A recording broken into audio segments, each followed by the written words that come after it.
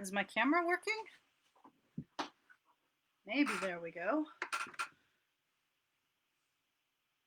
Perfect. Hello, hello, hello. It's Stephanie here from Stamp with Stephanie, and I am finally doing a live on the correct day. So in this group, the goal is to go live on Tuesdays and Thursdays at lunchtime, which is about 12:45, so somewhere between 12:45 and 1. So on these lives, they're going to be pretty quick and short. They're just card assembly videos with whatever technique trick happens to fit in there. So today's assembly video is going to be the card that I made and featured. Let me get this thing out of the way. The card that I made and featured for the November Stamp of the Month. Let me just fix this lighting a little bit. A little too bright. That's better. Okay. So this is the first card I featured using our November Stamp of the Month stamp. The same one I showed yesterday. It is this fabulous set that has the coffee cup, the pie with whipped cream for the top, mug. Up here is little marshmallows you can put in the mug. And then sentiments like wishing you a cozy holiday, sweetie or cutie pie, or the one I used here, you warm my heart. So, November Stamp of the Month, available all month. It's a full-size stamp, so it's $18.99 or $5 if you add it on to a purchase of $50 or more. Or, if you become a VIP with me, you get credits every time you order based on how much you order for credit for your next order. And if you're a VIP and you make a $50 or more order, you would then get the Stamp of the Month automatically added for free. So that said, we're featuring the Stamp of the Month and making this card. So let's do this. So I'm going to leave this card kind of up there so we can see it, maybe. And we're going to start, scratch paper. We're going to start with, I already pre-cut all my pieces, so they're all here. And we're going to start with this background. I did that because I didn't have any current pattern paper yet. It's coming now. So we're going to stamp the border with the flower stamp from that set. And this time I am doing more Christmassy colors. I'm using a dark green and a red. So this is going to be the other part of my card. So I have to decide if I want my flowers to be red or green. I think I'm going to make the coffee cup red this time. So I'm going to go ahead and make my flowers green. And we'll see what happens. So green flowers. So here's my ink. Oops, that's the part that actually has ink. And my stamp. So tap, tap, twist.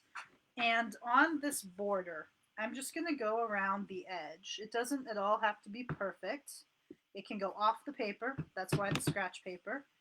So I'm just going to make sure I get a good press. I'm going to put them pretty close together and go right around. And you can see they're coming in and out. I'm eyeballing. They're sideways.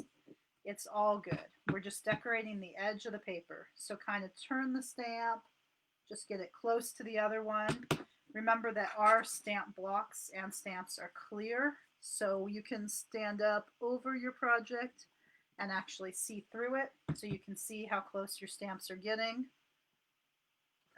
Yeah, I better do that. Okay, there we go. Now I can see. So yeah, when you try to see through them, it helps if you look up over your project.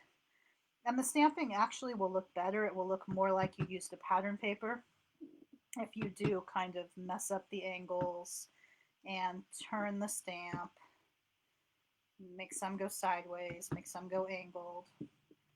And there's no pressure on this. Just have fun getting the stamps around the edge. We're just making a pretty flower border. And I have this little tiny space, so I'm going to see if I can get part of the flower. Hey, that worked okay in there. So you end up, let me move the scratch paper. And I end up with something like this. And I could do this whole paper. That would be like random stamping.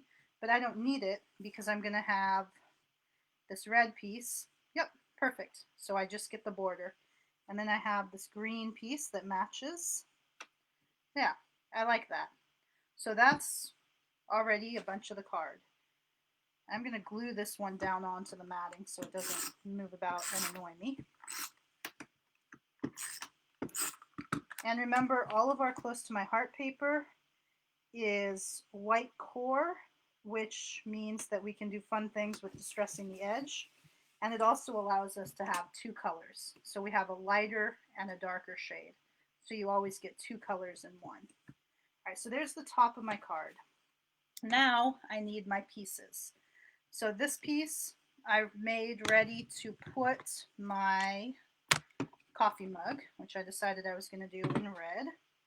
So I'm going to rub that stamp and make sure that it's ready. So when I do that, always with a new stamp or sometimes with one you haven't used in a while, and whatever's on your skin will kind of condition it and help it collect the ink better usually. And then just make sure it's all inked up.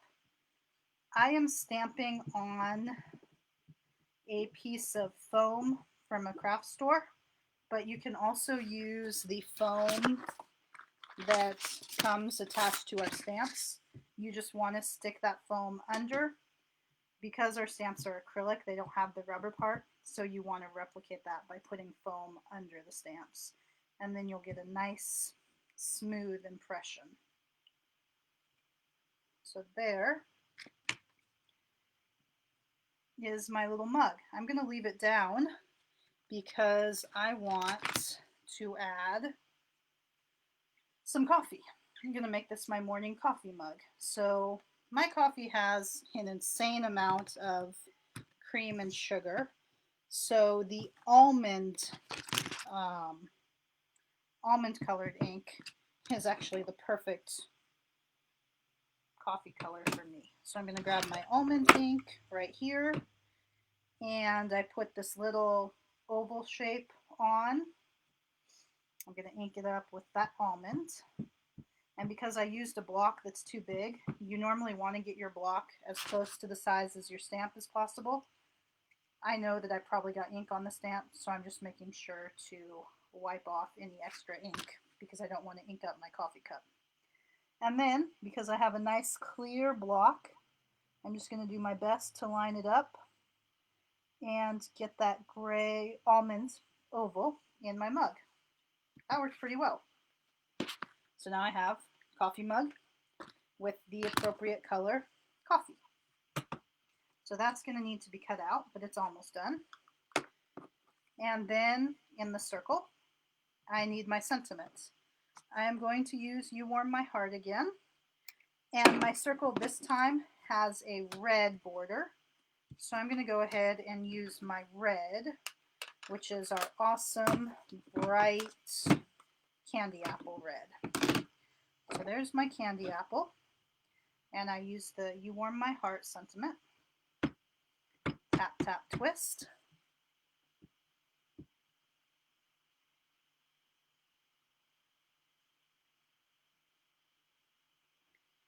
Awesome. I'm finally remembering to read the comments. I'm still learning this live thing.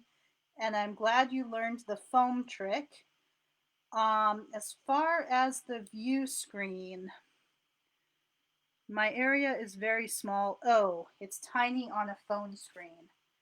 I will have to see if I can make it go larger. You might be able to full screen me and turn your phone sideways. That should give you more area. So it might be a thing with your phone. I'll watch it and review and play with it too. Okay, so I've got You Warm My Heart. I'm going to go ahead and I always stamp my white, if possible, before gluing, because you'd be amazed at how many times I mess it up and want to flip it over. But this one came out right, so I'm going to go ahead and glue it on. All right, so I am already almost done with the card, right? There's my sentiment that's going to go on this one. I need to cut out my, whatchamacallit, my coffee mug, tea mug, whatever it is you drink.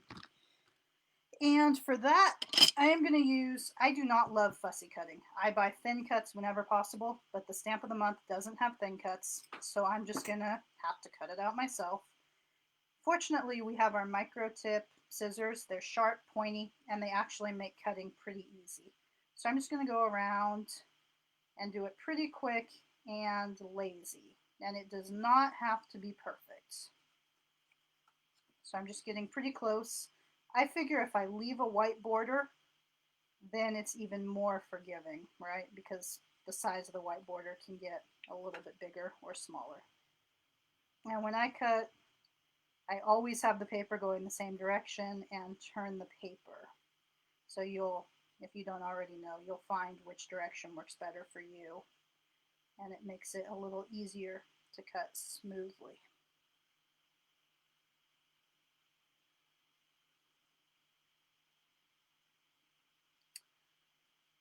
Yeah, on the phone, I thought there was a way. I will watch the replay and play with mine and either email you or set it up on the other one. But yeah, phones are not always totally friendly for Facebook. I'll see if I can make it work. All right, so this cut, this is good enough for me.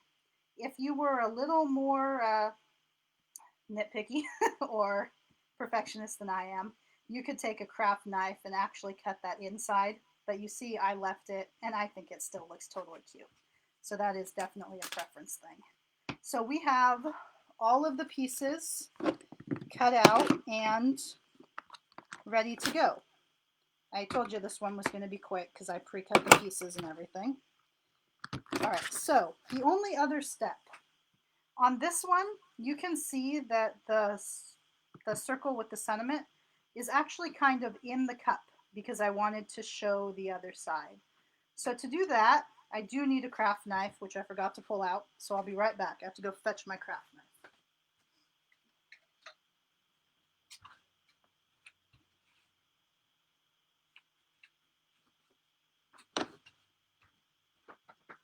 Okay.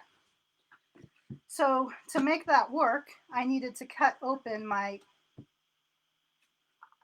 see if I can make my view bigger too. Yeah, I can't make the area bigger on the phone, but I can zoom so that you can see a little better.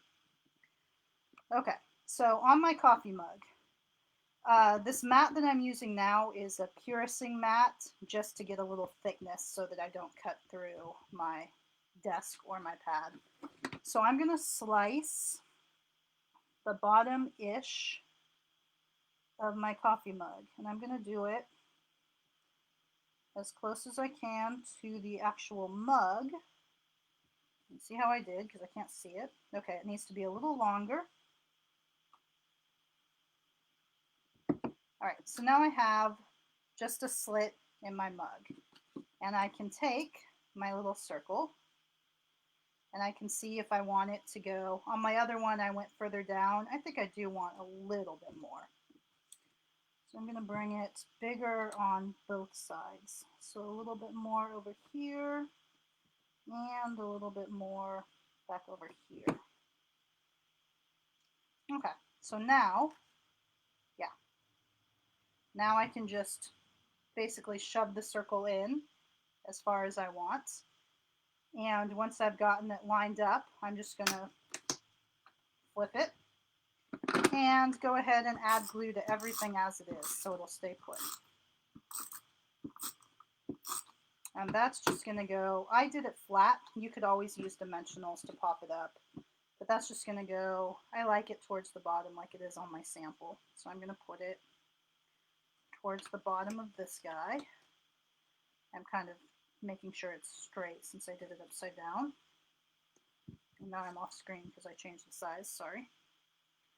So just stick it down wherever. I eyeballed to put it a little towards the bottom.